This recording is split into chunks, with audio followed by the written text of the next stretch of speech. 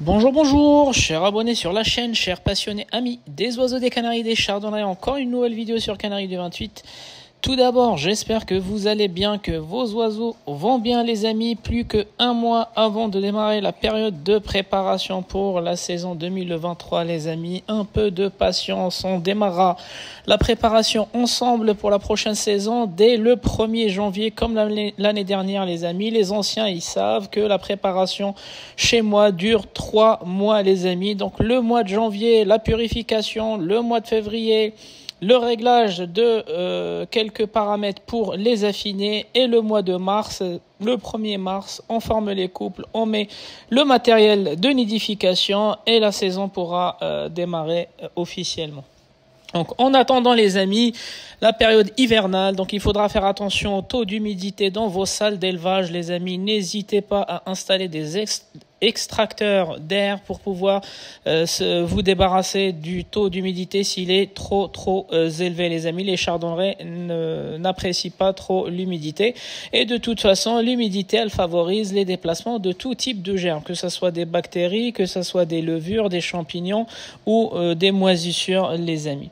Donc comme vous l'avez deviné les amis, nous attaquons aujourd'hui la deuxième vidéo de la nouvelle série autour des maladies. Donc comme promis, je vous ai annoncé lors de la dernière vidéo qu'on allait voir la coccidiose, plutôt revoir et pour la 3e fois la coccidiose. Donc vous allez voir aussi des informations nouvelles par rapport à ce qu'on a déjà fait l'année dernière et il y a 6 mois. Donc c'est ça l'objectif d'être régulier sur cette chaîne-là les amis, parce que vous aurez toujours besoin d'informations supplémentaires ou d'informations complémentaires. Et donc du coup les amis, avant de démarrer techniquement la vidéo, j'aurai aussi besoin comme la dernière fois de vous expliquer un cas. Donc comme on avait vu, la maladie du couteau n'existe pas, la maladie du bréchet saillant n'existe pas. J'ai aussi besoin de vous expliquer ce que c'est les plumes ébouriffées ou bien l'oiseau qui se met en boule. Donc ça n'est pas une maladie. Donc quand l'oiseau il se met en boule, c'est juste un signe comme quoi il a besoin de faire monter la température ou conserver sa température. Donc, comme on l'a déjà vu dans un chapitre des plumes, les plumes pour les oiseaux, c'est comme un manteau. Donc, nous, l'équivalent, c'est quand on est malade, on se met sous la couverture. Donc, les oiseaux, quand ils sont malades ou ils sont pas bien, ils ont besoin de faire monter et grimper la température corporelle ou bien juste la conserver. Et donc, du coup, ils font gonfler leurs plumes et des fois même, ils mettent leur tête dedans pour pouvoir respirer l'air chaude et expirer l'air chaude sous leurs plumes et conserver, comme quoi la nature elle est bien faite, conserver en fait cette chaleur sous leurs plumes au lieu de la rejeter dans l'air les amis. Donc un oiseau en boule, ça veut dire un humain sous la couverture. Et pourquoi la nature elle est comme ça, que ça soit pour les humains ou pour les oiseaux, les amis?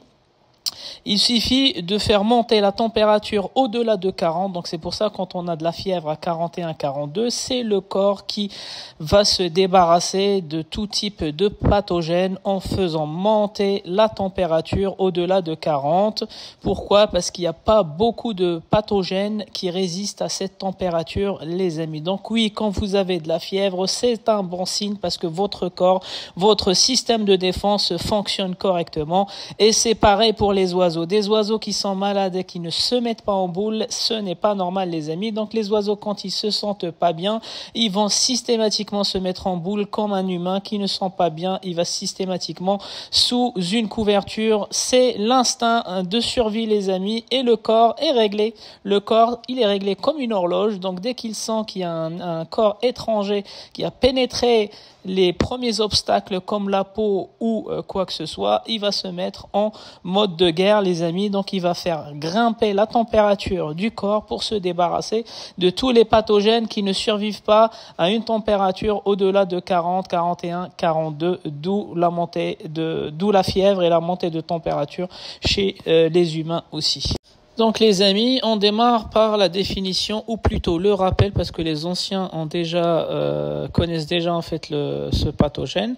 On l'a déjà défini l'année dernière et on est revenu dessus il y a 6 mois. Donc la coccidiose, c'est un parasite interne. En fait, il est défini comme étant un parasite interne intestinal qui va coloniser les parois internes des animaux. Là ici, on va surtout cibler le type de parasite qui va toucher les canaris et les chardonnerets. En fait, la catégorie, c'est l'Emeria. Et puis, il y a plusieurs souches concernant en fait ce parasite. Donc la souche d'un éleveur A1, c'est pas la même que l'éleveur 2, c'est pas la même que l'éleveur 3. Alors vous allez me dire, oui, pourquoi ces souches-là? En fait, chaque éleveur, il a des techniques.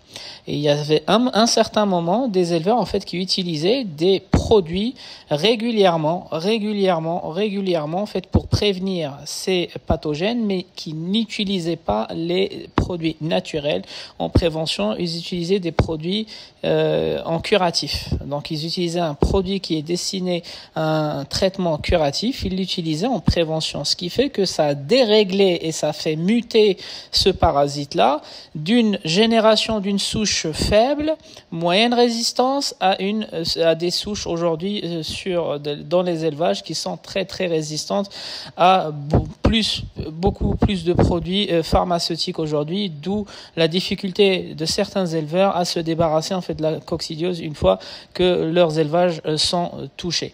Donc voilà, donc à la base, il y avait que quelques souches.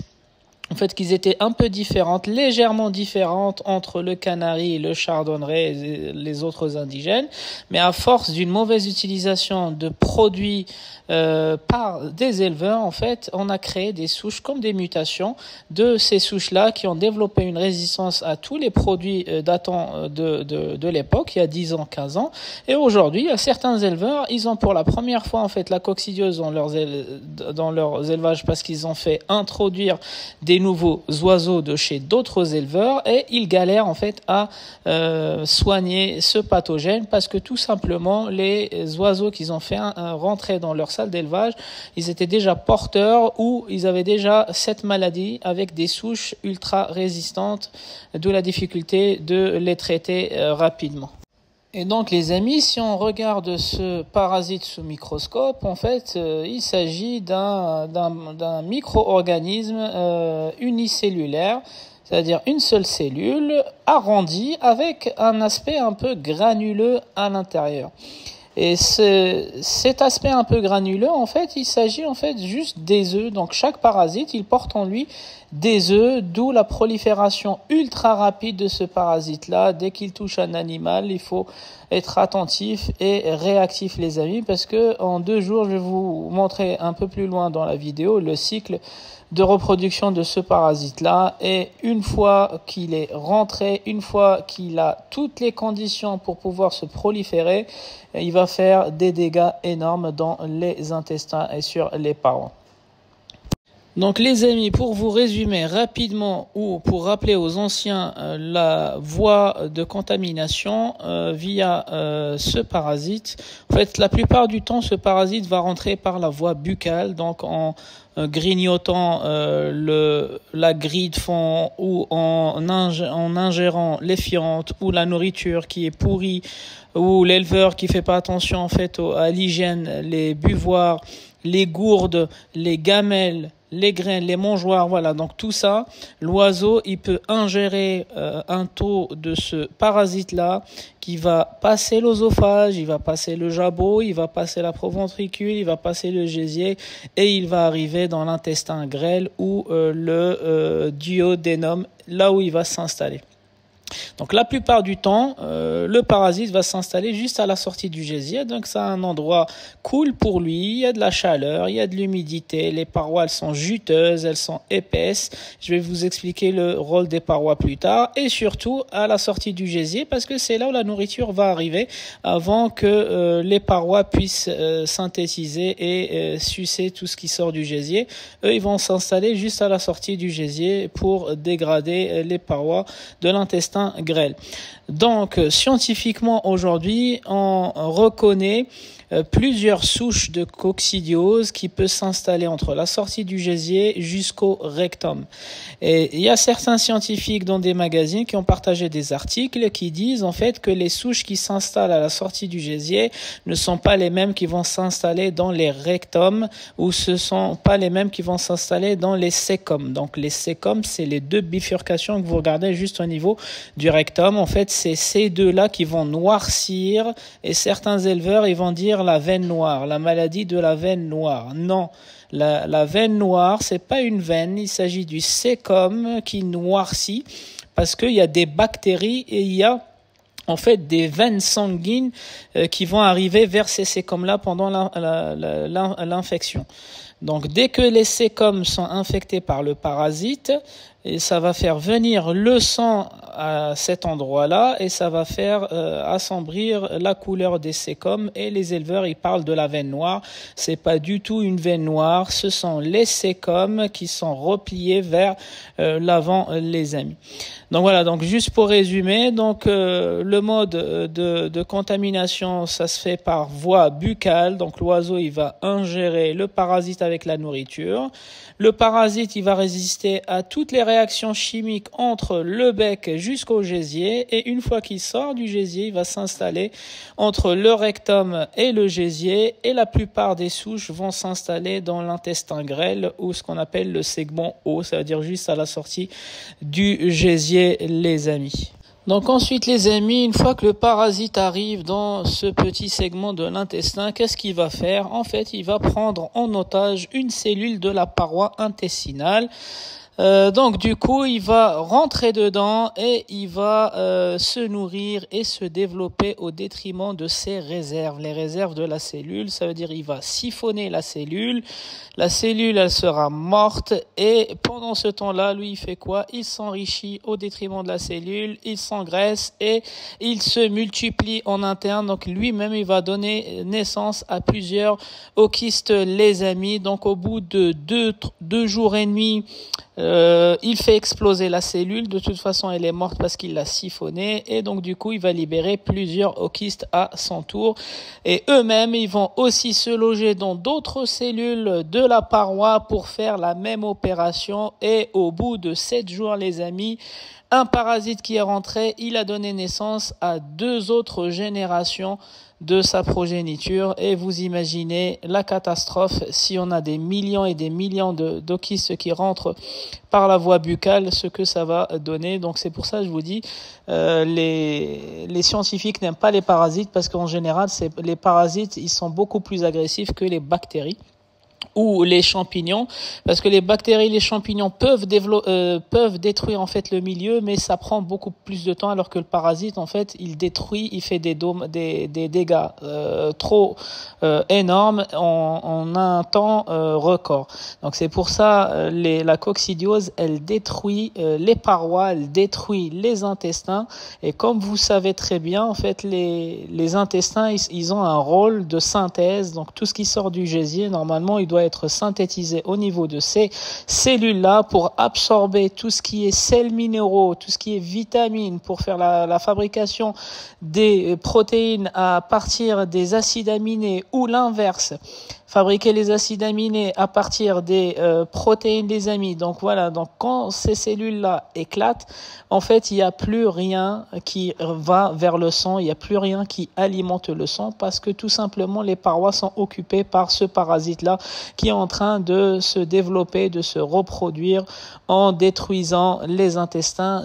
D'où quand vous diagnostiquez les oiseaux, vous avez un ventre rouge, des intestins dilatés, des couleurs rouges, blanches, jaunes, des fois même noires, les amis. En fait, il s'agit de certaines hémorragies, il s'agit de certaines infections au niveau de la paroi.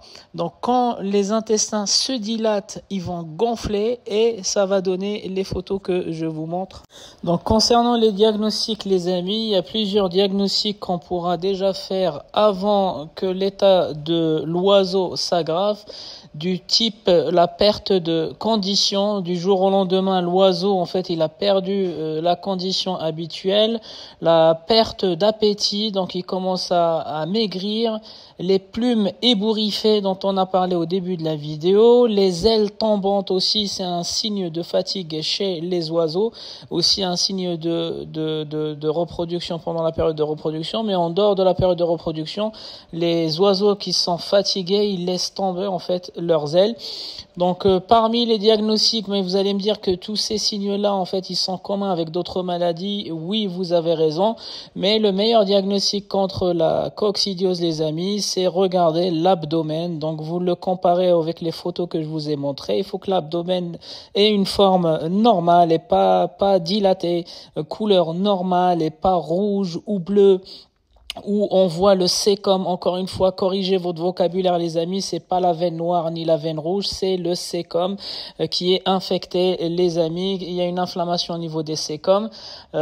Sinon aussi, il y a certains diagnostics qui peuvent marcher, mais pour des yeux experts, les amis, il s'agit de l'analyse visuelle des fientes. Donc oui, donc quand les fientes, elles sont liquides, c'est soit un oiseau qui a attrapé froid, soit un oiseau qui ne mange pas, donc le régime, soit lui, il accepte pas le régime alimentaire, le mélange de l'éleveur, soit c'est l'éleveur en fait qui lui a mis que des graines qu'il ne peut pas décortiquer. Les oiseaux, quand ils sont faibles, quand ils sont malades, il faudra leur mettre de la périlla blanche, il faudra leur mettre en fait des graines qui sont facilement décorticables pour les aider aussi à reprendre du poil. Si on leur met que de l'alpiste, si on leur met que du chardon-marie, les amis, oui, ça c'est des graines qui sont tout bénef, mais pour des oiseaux qui sont déjà en bonne santé, des oiseaux malades n'arriveront pas à décortiquer l'alpiste ni le chardon-marie, les amis.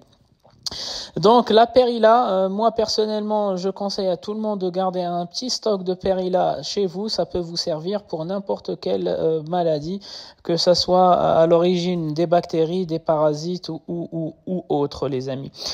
Donc les fientes blanches, ça veut dire l'oiseau il boit beaucoup mais il mange pas. Des fientes rouges, ça veut dire il y a une hémorragie mais vers le rectum, donc ça peut être les sécoms et le rectum. Des fientes noires, ça veut dire il y a eu une hémorragie, mais à la sortie du gésier, là, l'endroit préféré de la coccidiose, et ça a été digéré le temps d'arriver au cloaque. En fait, le sang digéré, il devient noir. Donc voilà, donc il y a certains codes en fait pour lire les fientes que uniquement les expérimentés ou ceux qui ont plus d'expérience pourront traduire les fientes. C'est pour ça que je vous dis, il faut lire, il faut savoir lire le plateau de vos oiseaux, les amis, parce qu'il est impossible de surveiller 24 heures sur 24 votre élevage. Mais par contre, une fois par semaine, vous pouvez faire une synthèse de la semaine en lisant ce qui s'est passé sur le plateau de vos cages. Après, moi, j'en veux pas aux gens qui ont 50 ou 100 couples, c'est pas possible de faire ça. Mais pour les gens qui ont que quelques couples, en fait, entre un couple et une dizaine de couples, c'est tout à fait possible de surveiller vos oiseaux.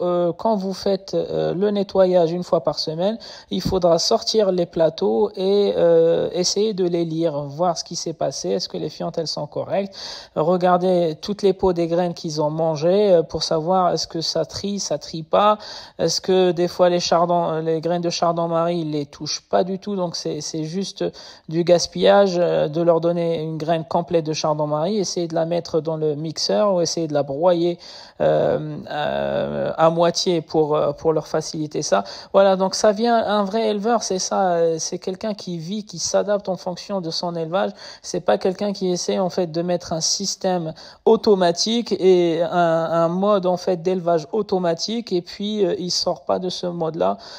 Donc ensuite, pour traiter la coccidiose, avant on utilisait le produit Bicox qui ciblait et les oquis, c'est-à-dire les œufs, et le parasite adulte. Donc pour les produits en libre service, je vous ai choisi une petite panoplie qui a fait ses preuves chez des amis éleveurs. Donc personnellement, j'ai pas d'expérience avec ces produits-là, mais par contre, je vous les recommande suite à des amis éleveurs qui les ont déjà utilisés. Ils ont eu des bons retours d'expérience. Donc à condition de pas réinventer l'utilisation ni le dosage. Donc vous suivez bien ce qui est écrit sur les boîtes. Donc, pour le traitement contre la coccidiose, vous avez l'ESB4 et vous avez l'ESB+. Donc, les deux produits contiennent un dérivé de la molécule sulfa qui va régulariser ou qui va éliminer la coccidiose. Donc ensuite, il y a deux autres produits. Donc moi personnellement, le Kikomed, vous le connaissez, les anciens ils le connaissent. Donc lui, c'est un antibactérien et en même temps c'est un booster de système immunitaire. Sinon le Immuno Plus aussi, j'ai eu des bons retours, des bons sons de cloche avec d'autres éleveurs.